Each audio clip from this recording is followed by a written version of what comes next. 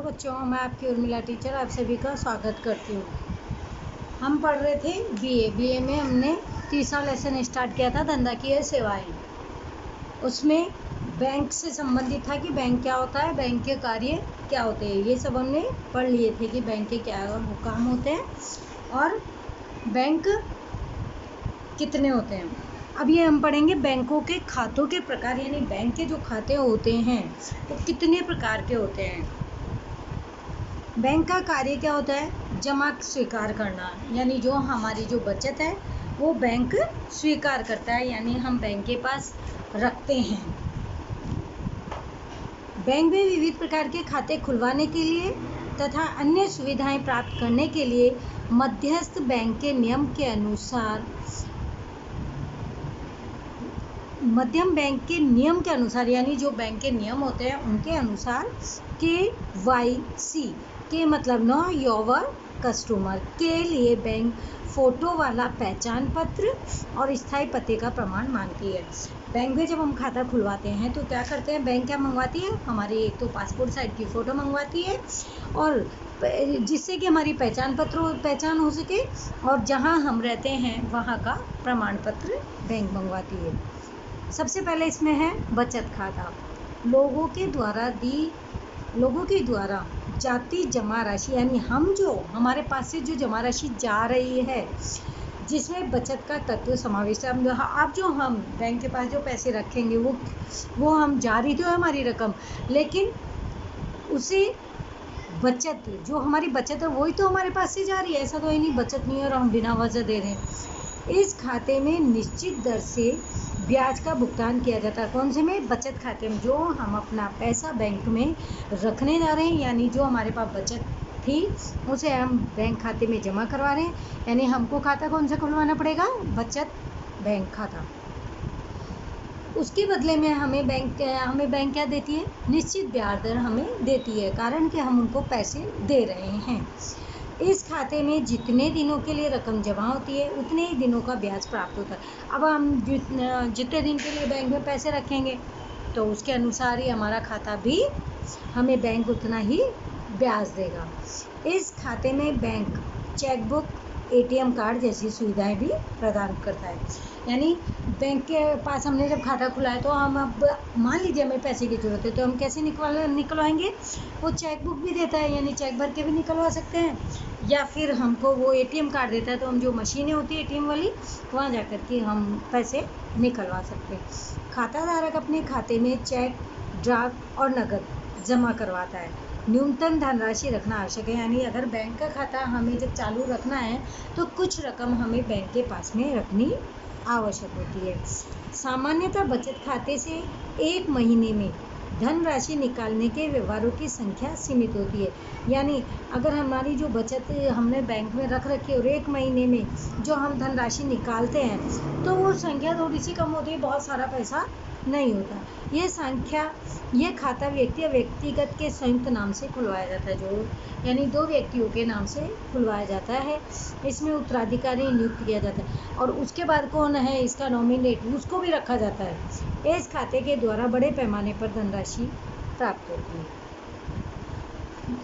किसको? बैंकों को होती है, क्योंकि लोग थोड़ी थोड़ी बचत वहाँ बैंक के पास रखते हैं, लेकिन बैंक के पास तो काफ़ी सारी इकट्ठी हो जाती है। दूसरा है चालू खाता। व्यक्ति या धंधा की इकाई के नाम से एक खाता खोला जाता है, यानी जो बिजनेस करता है, जो धंधा करता है वो व्यक्ति इस खाते को ज़्यादा खोलते हैं। इस प्रकार के खाते में सामान्य रूप से कुछ भी ब्याज नहीं दिया जाता।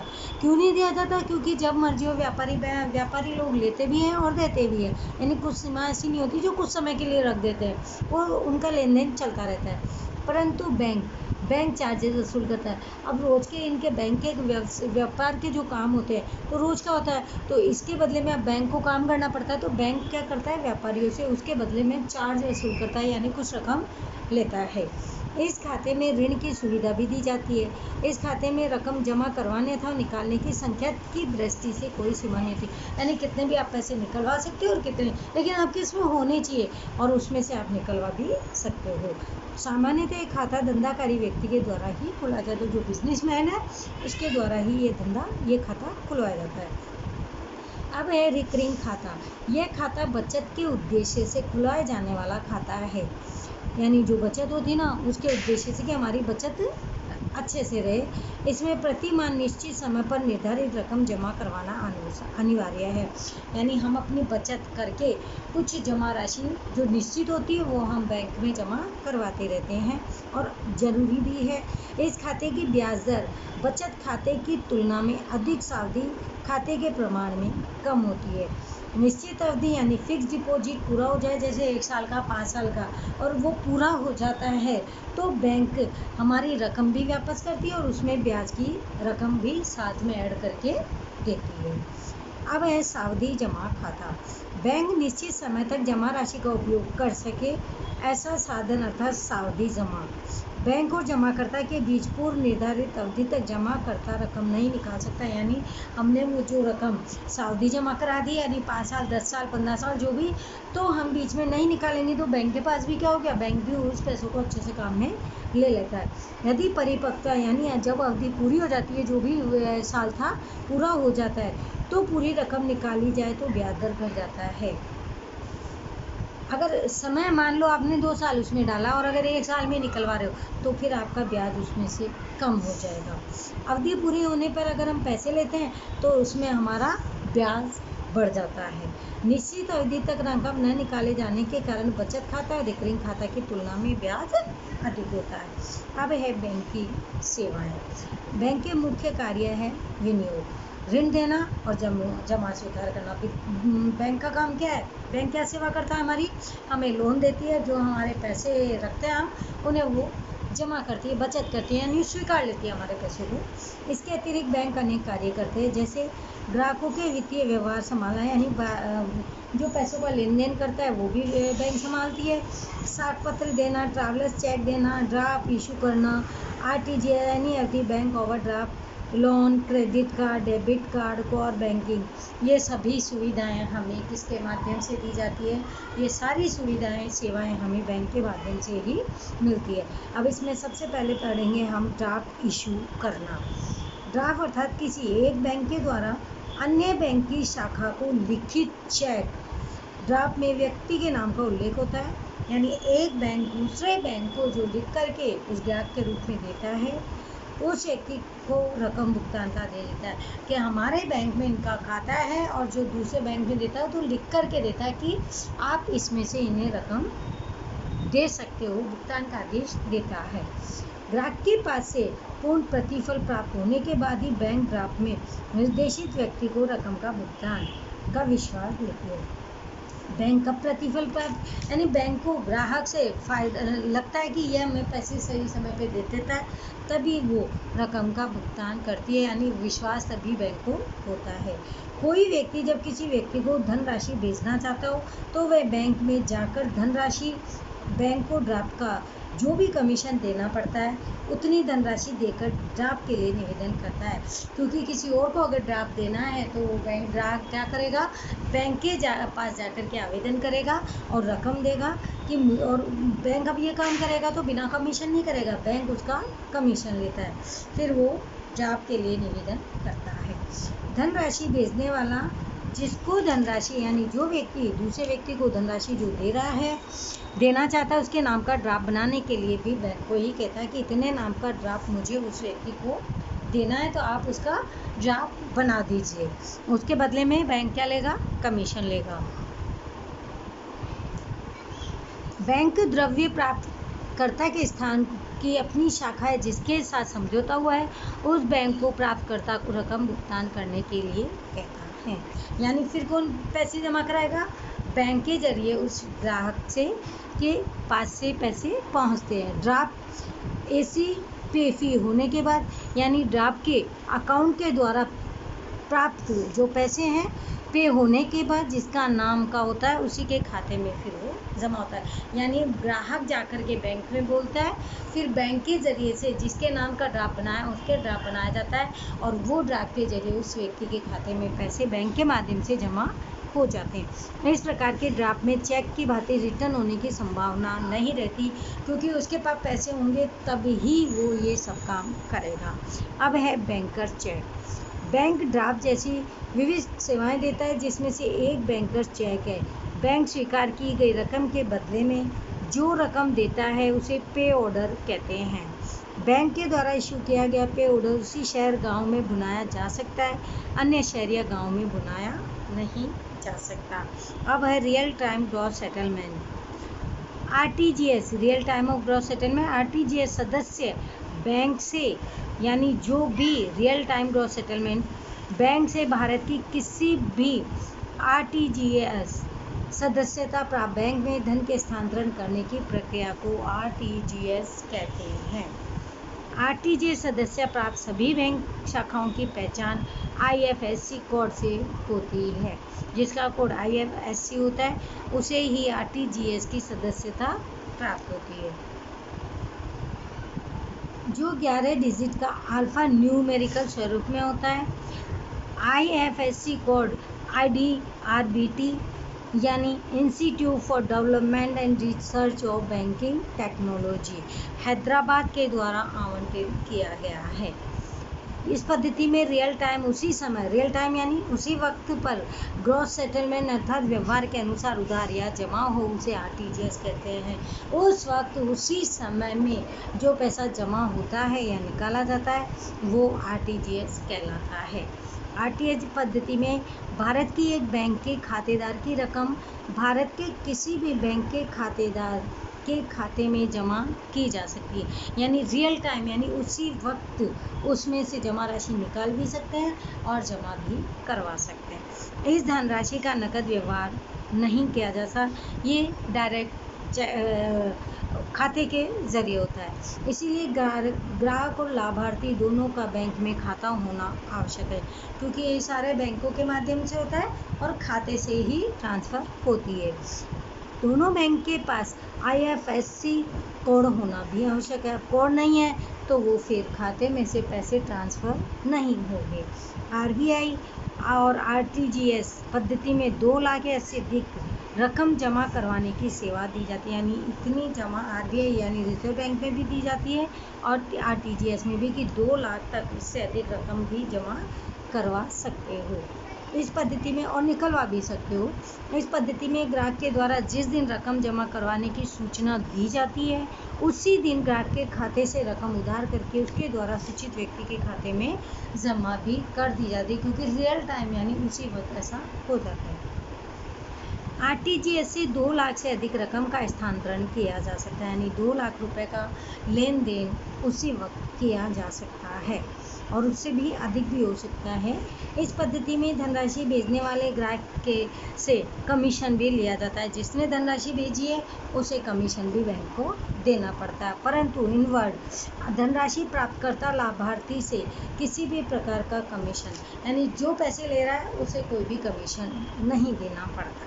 ये था हमारा रियल टाइम ग्रॉस सेटलमेंट। अब है national electronic fund transfer, NEFT यानी national electronic fund transfer. NEFT सदस्यता प्राप्त बैंकों से फंड भारत देश की एनईएफटी सदस्यता प्राप्त बैंक में स्थानांतरण करने की पद्धति को कहते हैं, यानी जो भी बैंकों से फंड मिलता है भारत देश की दूसरे नेशनल इलेक्ट्रिक फंड ट्रांसफ़र से, यानी जो पैसा दूसरी जगह से आता है बैंक में स्थानांतरण होता है, यानी दूसरी जगह से पैसा लेन देन होता है, स्थानांतरण होता है, उस पद्धति को एनईएफटी कहते हैं। आरटीजीएस की तरह यह भी धन भुगतान का ही एक प्रकार है। यह व्यवस्था भी ऑनलाइन ही होती है। इसके लिए आईएफएससी कोड दिया जाता है। बिना कोड के इस प्रकार के बैंकों में काम नहीं होते हैं। इस व्यवहार में फंड ट्रांसफ़र की रकम की कोई सीमा नहीं होती, कितनी भी रकम उसमें ट्रांसफ़र की जा सकती है। इस व्यवहार में अधिक से अधिक 2 लाख हस्तांतरण करने की प्रक्रिया बैंक के अनुसार होती है। आरबीआई के द्वारा प्रति घंटे की बैच में इन व्यवहारों का निपटारा होता है। इस व्यवहार में जमा मिलने की प्रक्रिया उसी दिन से लेकर 48 घंटे के अंदर ही व्यापारी ग्राहक को पैसे का लेन देन हो जाता है। यहाँ लेन देन डीएनएस यानी डिफरेंट नेट सेटलमेंट पद्धति से बैच वाइज होता है, यानी कौन से बैच के जरिए किया जाता है। बैच के एक मैसेज में अधिकतम 10 ट्रांजेक्शन होते हैं, यानी एक बैच का व्यक्ति एक अलग अलग से ग्रुप जैसा होता है, एक बैच में सिर्फ 10 ही ट्रांजेक्शन किए जा सकते हैं। IFSC कोड, NEFT सदस्य वाली सभी बैंक शाखाओं की पहचान IFSC कोड से होती है, यानी जिसके पास जिसे कोड दिया हुआ होता है उससे ही इसकी पहचान की जाती है, जो 11 डिजिट का अल्फा न्यूमेरिकल स्वरूप में होता है। इस पद्धति में धनराशि भेजने वाले ग्राहक से कमीशन लिया जाता है। इसमें भी वही होता है कि जो धनराशि ग्राहक भेज रहा है, जिसको भेज रहा है, लेकिन कमीशन जो भेज रहा है उसी से लिया जाता है। परंतु NEFT अर्थात द्रव्य प्राप्तकर्ता लाभार्थी से किसी प्रकार का इसमें भी कमीशन नहीं लिया जाता। जैसे 50,000 रुपये नगद से NEFT 50,000 या इससे अधिक, इससे कम राशि NEFT को किया जाता है। साथ ही वॉक इन कस्टमर को भी NEFT के लाभ सभी मंच से प्राप्त होते हैं। बैंक का अब है ओवरड्राफ्ट। ओवरड्राफ्ट किसे कहते हैं? व्यापारियों का बैंक में चालू खाता होता है। जो NEFT ओवरड्राफ्ट कब होता है? ये बैंक व्यापारी बैंकों के लिए होता है, व्यापारिक लोग ही इस बैंक से करते हैं। और व्यापारिक बैंकों का खाता कौन सा होता है? चालू खाता। चालू खाते में जमा धनराशि से अधिक रकम निकालने की सुविधा दी जाती है, उसे बैंक ओवरड्राफ्ट कहते हैं। क्योंकि ये बैंक को व्यापारी बैंक होता है, रोज़ का लेन देन होता है। अगर कोई गफलत नहीं होती, कोई बेईमानी नहीं होती, उन्हीं व्यापारी व्यक्तियों को ओवरड्राफ्ट के रूप में यानी एक्स्ट्रा पैसा बैंक से दिया जाता है। व्यापारी अपनी अन्य किसी भी जमानत पर, लेकिन उसके बदले में उन्हें जमानत रखनी पड़ती है, ओवरड्राफ्ट प्राप्त कर सकता है। मंजूर किए गए ओवरड्राफ्ट की अधिकतम रकम में से जितनी रकम निकाली जाती है उसी पर उनको ब्याज का भुगतान भी करना पड़ता है। बैंक से पैसे लेंगे तो बैंक को ब्याज तो देना ही पड़ेगा। अब है कैश क्रेडिट। व्यापारी को धंधाकीय उद्देश्य तथा विकास के लिए धंधे के माल, स्टॉक और वसूली के आधार पर भी ऋण दिया जाता है। कैश क्रेडिट में है व्यापारी को धंधा के उद्देश्य, व्यापारी क्या करते हैं? धंधे का उद्देश्य होता है व्यापारियों का, उसके विकास के लिए धंधे के माल, स्टॉक और वसूली के आधार, यानी उनको ऋण उधार भी दिया जाता है। किस प्रकार से? उनकी जगह वगैरह देख के, उनका माल का स्टॉक देख कर, यानी किस प्रकार से वो वसूल कर सकते हैं, उन्हें देख करके व्यापारियों को उधार दी जाती है। इस प्रकार की ऋण व्यवस्था में माल, स्टॉक बैंक का बंधक रहता है। माल के बाद जितना भी स्टॉक रहता है वो सब बैंक का बंधक रहता है। अगर मान लीजिए बैंक का लोन नहीं चुका पाते हैं तो बैंक क्या करता है? माल, स्टॉक को अपने पास रख लेता है, ले लेता है। धंधा की इकाई जितने प्रमाण में, जितने समय के लिए इस धनराशि का उपयोग करती है, उतने ही प्रमाण में निश्चित दर से ब्याज को भी चुकाना पड़ता है। यानी बैंक से जितना ऋण लिया उन्होंने, उसके अनुसार ही उन्हें ब्याज की ऋण की रकम भी चुकानी पड़ती है। अब है लोन। बैंक का मुख्य कार्य जमा स्वीकार करना और ऋण देना है। ये तो सबको ही पता है कि उधार दे हमारी जो बचत है वो जमा करती है और उधार हमें बैंक देता है। बैंक कम दर पर जमा राशि से, अब जब हम पैसे जब बैंक में जमा करते हैं ना तो उसका ब्याज हमें बैंक कम देता है, लेकिन जब हम लोन लेते हैं तो बैंक हमसे ब्याज ज़्यादा लेता है। बैंक व्यापारी को अलग अलग प्रकार के ऋण देती है। अब जिसको जैसी ज़रूरत होती है उस प्रकार से बैंक ना व्यापारी को ब्याज देती है। इस प्रकार बैंक व्यापारी या ग्राहक की विविध आवश्यकताओं को पूरा करने के लिए ऋण देती है। अब हमें कई चीज़ों के लिए बैंक से ब्याज लेना पड़ता है, जैसे कि मकान खरीदने के लिए, फर्नीचर के लिए, मकान रिपेयरिंग, वाहन खरीदना या धंधा के लिए, अब विकास के लिए। यानी हम जब बैंक से ऋण लेते हैं तो उसके बदले में हमारी कोई ना कोई चीज़ जमानत पे रखती है।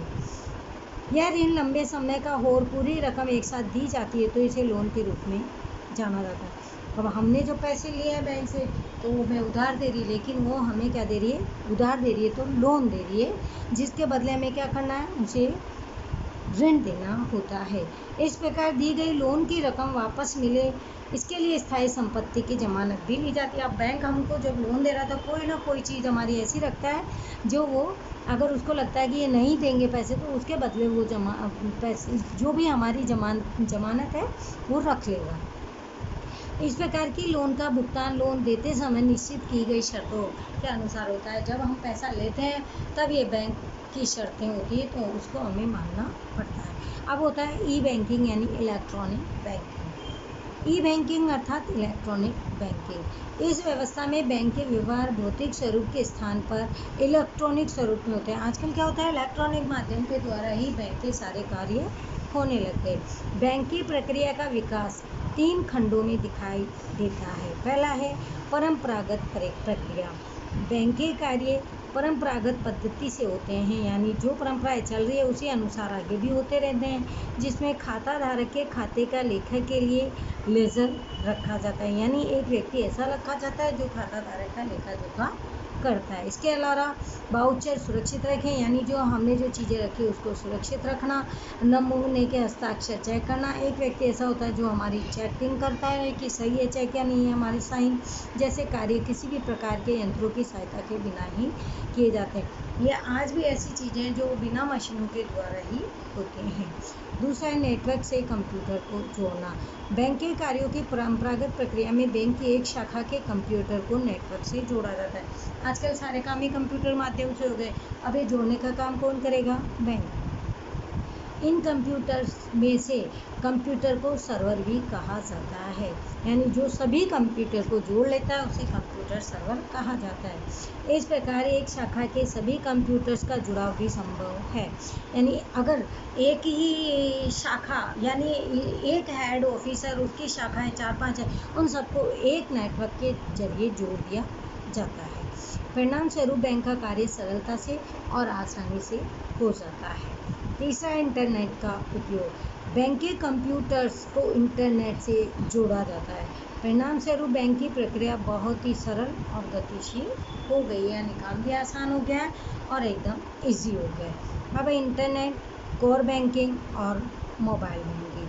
बैंक के व्यवहार इंटरनेट के द्वारा होते हैं। आजकल क्या होता है कि हम पैसे निकलवाते हैं या जमा कराते हैं, तो ये सब किसके जरिए हो गया? इंटरनेट के जरिए, यानी हम घर बैठे ही बैंक से पैसे निकलवाना और जमा करवाना दोनों कार्य कर लेते हैं। इस प्रकार की व्यवस्था के लिए बैंक के द्वारा ई कॉर्नर या ई गैलरी जैसी व्यवस्था प्रारंभ की गई है।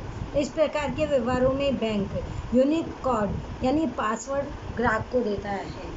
इस प्रकार में दो रूप से व्यवहार किए जाते हैं, एक वित्तीय व्यवहार और दूसरा अवित्तीय व्यवहार। पहला हम पढ़ेंगे वित्तीय व्यवहार।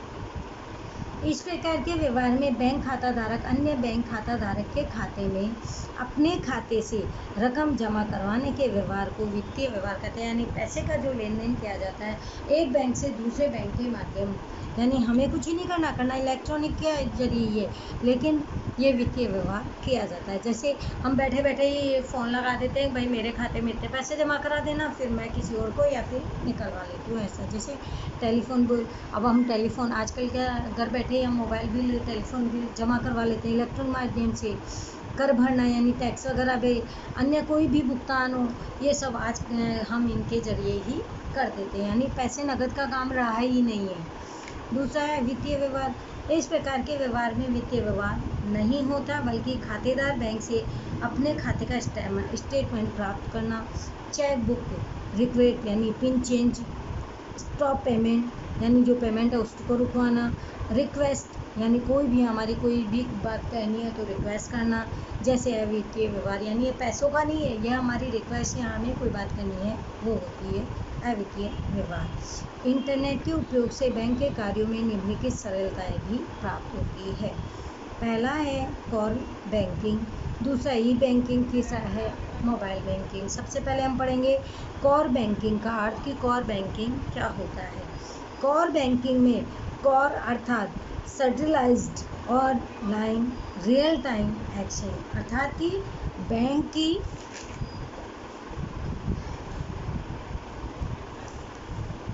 इस व्यवस्था में एक बैंक की समग्र विश्व में स्थित सभी शाखाओं से जोड़ा जाता है, यानी जितने भी बैंक की शाखाएं विश्व की उन सब से जोड़ दिया जाता है, यानी बैंक के केंद्रीय सर्वर में उस बैंक की सभी शाखाओं को सभी खाता धारकों की जानकारी भी प्राप्त होती है। सर्वर यानी हेड, एक हेड बैंक होता है, उसमें सभी देश विदेश बैंकों को जोड़ लिया जाता है। बैंक के किसी भी खाता धारक के व्यवहार का लेखा रियल टाइम में इस केंद्रीय सर्वर में लेखांकित होता है, और जो भी लेखा जोखा जो भी हम बैंकों के माध्यम से लेन देन करते हैं वो सब इसमें एंट्री भी होती है, लेखांकित भी होता है।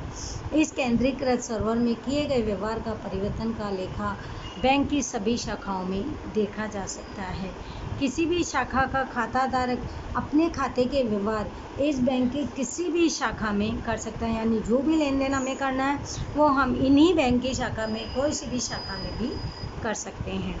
वह किसी भी शाखा से अपने खाते से नकद निकाल सकता है और जमा भी करा सकता है और अन्य व्यवहार भी कर सकता है। इस प्रकार खाता धारक शाखा का नहीं बल्कि बैंक का खाता धारक होता है, क्योंकि एक सर्वर जो बैंक है उसकी ये शाखा है, तो हम ग्राहक किसके हुए, जो मेन बैंक होता है उसके खाता धारक होते हैं। यह प्रक्रिया एक ही बैंक की अलग अलग शाखाओं में हो सकती है। इस प्रक्रिया के कारण बैंक और ग्राहक दोनों के कार्य के समय और खर्च में भी कमी होती है। अब है ई बैंकिंग यानी इलेक्ट्रॉनिक बैंकिंग। वर्तमान समय में सभी बैंक और उसकी शाखाएं इंटरनेट के माध्यम से एक सर्वर से जुड़ी होती है, यानी सभी एक इंटरनेट के माध्यम से उस जो हेड ऑफिस है, हेड बैंक है, उसके साथ जुड़ी हुई होती है। इसीलिए व्यक्ति का खाता किसी भी शहर की शाखा में हो, वह अन्य किसी स्थान से या अन्य किसी शाखा से रकम निकालना चाहता हो या डिपॉजिट करना चाहता हो, देना चाहता हो, तो वह भी वो कर सकता है। अब बैंकों के द्वारा विविध स्थानों पर ई कॉर्नर भी बनाए हुए होते हैं, जिनके द्वारा मशीन की सहायता से एटीएम कार्ड द्वारा अपने खाते में से रकम निकाल भी सकते हैं और जमा भी कर सकते हैं। इस खाते की और जितनी भी हमें अब इस एटीएम कार्ड के द्वारा यानी खातों के द्वारा हम ये भी जान सकते हैं कि हमारी अब बैंक में कितनी जमा राशि शेष बची है। इस प्रकार से व्यवहार होने के कारण बैंक सर्वर के साथ खाता धारक मोबाइल नंबर कनेक्ट कर देता है, जिससे खाते में जमा या निकाली गई रकम का मैसेज भी प्राप्त होता है। हमें घर बैठे मालूम हो ही जाता है कि हमारे पैसे, हमारे बैंक में कितने पैसे आए या हमारे बैंक से कितने पैसे निकले। इसका हमारे पास इमीडिएट मैसेज आ जाता है। इस व्यवस्था के कारण व्यक्ति का कार्य सरल और प्रयोग हो गया। अब उससे क्या है कि हमें बैंक के पास जाके स्टेटमेंट नहीं लेना होता है कि हमारे कितने जमा है, कितना क्या है। हमें घर बैठे ही ये सुविधाएं प्रदान की हुई होती है। अब है मोबाइल बैंकिंग। मोबाइल बैंकिंग ऐसी सेवा है जिसके द्वारा बैंक में व्यक्तिगत रूप से जाए बिना ही इलेक्ट्रॉनिक साधनों के द्वारा अर्थात इंटरनेट युक्त मोबाइल की सहायता से विश्व के किसी कोने से मौद्रिक व्यवहार किया जा सकता है। यानी हमारे मोबाइल के ज़रिए भी, हमारे पास मोबाइल में मैसेज आ गया, मोबाइल के ज़रिए भी हमारे पैसे इंटरनेट यानी ये इलेक्ट्रॉनिक माध्यम के द्वारा नेट के माध्यम से आ जाते हैं और भेज भी यानी जमा भी हो जाते हैं और निकाल भी लेते हैं। जैसे खाते की शेष रकम अर्थात बैलेंस भी जाना। अब लास्ट में जो रकम हमारे है, बैलेंस कितना बचा है उसकी जानकारी भी हमें इनसे मिल जाती है। हम फ़ोन करके या मैसेज करके भी उसकी जानकारी प्राप्त कर सकते हैं। Light bill, telephone bill, gas bill, कर बिल, अन्य भुगतान भी हम मोबाइल के माध्यम से कर सकते हैं। एक खाते में से दूसरे खाते में रकम को ट्रांसफ़र भी हम कर सकते हैं। इस प्रकार की सेवा प्राप्त करने के लिए बैंक में हमें आवेदन करना पड़ता है। इसके यानी एक ऐप होती है, उस ऐप के ज़रिए हम ये सब काम करते हैं। इसके पश्चात बैंक मोबाइल बैंकिंग के लिए लॉगिन आईडी और पासवर्ड दे देते हैं। इस व्यवस्था में सुरक्षा को बनाए रखना भी आवश्यक है। अब है बैंकिंग सेवाएं। एटीएम, इस सेवा का नाम ऑटोमेटिक टेलर मशीन होता है। एटीएम जो हम कहीं पे भी जाते हैं, एटीएम मशीन से जो पैसे निकालते हैं। बैंक के खाता धारक को ये सुविधा दी जाती है। जो भी बैंक का खाता धारक है उसे ये सुविधा दी जाती है, उन्हें एक एटीएम कार्ड भी दिया जाता है। ग्राहक को आवश्यकता हो तब अपने खाते में से बैंक के द्वारा निर्धारित न्यूनतम से अधिक और अपने खाते की जमा राशि कम निकाल सकते हैं। यानी जो उनके पास जो बैंक के खाते में उन्होंने जो पैसे जमा करा रखे हैं उनमें से वो कुछ रकम निकाल सकते हैं। बैंक खाता धारक द्वारा दैनिक रकम की सीमा में निर्धारित रकम निकाली जाती है। यानी रोज़ एक लिमिट होती है पैसे निकालने की, बस उसके अंतर्गत रहकर ही वो पैसे निकाल सकते हैं। एक साथ अधिक से अधिक कितनी रकम निकाली जा सकती है इसकी सीमा भी निश्चित होती है। यानी एक समय में आप कितने पैसे निकाल सकते हो ये भी बैंक के द्वारा उसमें निर्धारित होता है। इस प्रकार के व्यवहार के लिए बैंक ग्राहक को एक एटीएम कार्ड देती है, उसके ज़रिए वो पैसे निकलवा सकते हैं, जिसमें ग्राहक को सीक्रेट पिन, अब बिना पिन कोड नंबर हम निकाल नहीं सकते, ये सिर्फ एक ग्राहक को देते हैं ताकि वो ही अपने पैसे उन पिन कोड नंबर के ज़रिए निकाल सकते हैं। ऐसी सुविधा वाली बैंक की विविध शाखाओं में कार्ड का उपयोग किया जा सके, ऐसे यंत्र भी लगाए जाते हैं। वर्तमान समय में अन्य बैंकों के यंत्रों से भी रकम निकाली जा सकती है, परंतु उसके लिए थोड़ी अधिक रकम चुकानी पड़ती है। अब है क्रेडिट कार्ड। 20वीं सदी के अंत में बैंक का यह कार्ड विशाल पैमाने पर प्रारंभ हुआ है। खाताधारक या अन्य कोई व्यक्ति बैंक में आवेदन करके कार्ड मांग सकता है। बैंक व्यक्ति की शाखा का व्यवस्थित अध्ययन करती है, यानी पूरी जानकारी लेती है बैंक। ऐसे अध्ययन के आधार पर व्यक्ति की ऋण चुकाने की क्षमता की सीमा भी निर्धारित की जाती है। उस व्यक्ति को बैंक के द्वारा निर्धारित शाख मूल्य का क्रेडिट कार्ड दिया जाता है। यह कार्ड धारक व्यक्ति के द्वारा वस्तु को खरीदने करने पर कार्ड के द्वारा खाता धारक के खाते में रकम उधार और विक्रेता के खाते में जमा होती है। क्रेडिट कार्ड के जरिए भी आजकल हम क्या है, कहीं जाते हैं सामान वगैरह लेते हैं तो क्रेडिट कार्ड अगर हमारे पास है तो हम उसके माध्यम से पैसे जमा करवा देते हैं और सामान ले लेते हैं। निश्चित समय पर हिसाब बैंक के द्वारा भेज दिया जाता है। कार्ड धारकों को निश्चित समय अवधि में ही बैंक की रकम की भरपाई, यानी जब बैंक ने हमें जो समय दिया है उसके अनुसार ही हमें बैंक को फिर वो रकम भी चुकानी पड़ती है। अब है डेबिट कार्ड। डेबिट कार्ड के द्वारा जहां व्यापार करने की व्यवस्था हो वहां इस कार्ड का उपयोग किया जा सकता है।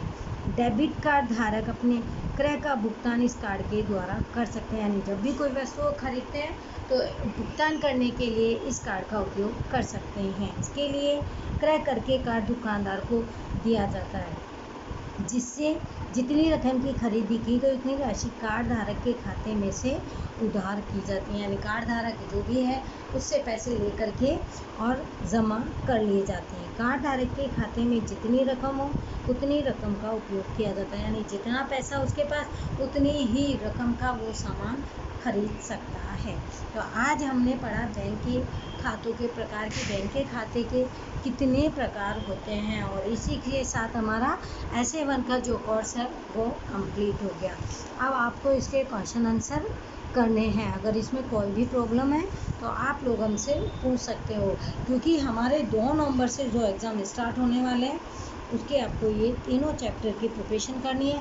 तीनों चैप्टर में जो भी प्रॉब्लम हो वो आप हमें पर्सनल कॉल के माध्यम से भी पूछ सकते हो। और सबसे मेन जो पार्ट है हमारा बैंक का है, इसमें हमने पढ़ा था बैंक क्या है, बैंक का काम क्या है, बैंक क्या क्या सेवाएं देते हैं इसमें, और बैंक के खातों के कितने प्रकार हैं, फिर बैंक की सेवाएं जो बैंक ने हमें दी हैं, ये सब हमने इंटरनेट, कॉल बैंकिंग, मोबाइल, ये जो भी बैंक के माध्यम से जो भी सेवाएं हमें प्राप्त हुई है उन सब की जानकारी हमें इनके माध्यम से होती है। तो आज हमारा ये सब्जेक्ट कंप्लीट हो गया।